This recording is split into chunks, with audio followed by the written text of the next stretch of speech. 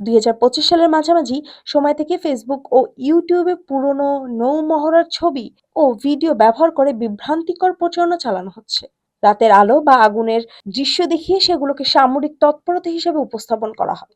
যদিও এগুলো বাস্তবে পুরনো বা ভিন্ন প্রেক্ষাপটের, কিছু রাজনৈতিক বক্তব্য এই অপপ্রচারে ভূমিকা রেখেছে। তবে সংশ্লিষ্ট কর্তৃপক্ষ এসব দাবিকে সম্পূর্ণ বানোয়াট বলে প্রত্যাখ্যান করেছে। সরেজমিনে দেখা গেছে সেন্ট মার্টিনের জনজীবন স্বাভাবিক ও কর্মচঞ্চল। ভোর থেকেই জেলেরা মাছ ধরতে সমুদ্রে যান, কৃষিকাজ, শুটকি শুকানো, দোকানপাট ও হোটেল রেস্টুরেন্টের নিয়মিত ব্যস্ততা দেখা যায়। পর্যটন মৌসুমে জানুয়ারি মাসে প্রতিদিন গড়ে প্রায় ২,০০০ পর্যটক দ্বীপে আসছেন এবং নির্ধারিত সময়ের মধ্যে ফিরে যাচ্ছেন। ফলে স্থানীয় অর্থনীতি সচল রয়েছে। স্থানীয় বাসিন্দারা স্পষ্টভাবে জানিয়েছেন, দ্বীপে কোনো অস্বাভাবিক পরিস্থিতি নেই। প্রজন্মের পর প্রজন্ম ধরে বসবাসকারী মানুষ হিসেবে তারা দ্বীপের প্রতিটি অংশ সম্পর্কে অবগত এবং অনলাইনে ছড়ানো গুজবের সঙ্গে বাস্তবতার কোনো মিল নেই বলে দাবি করেন।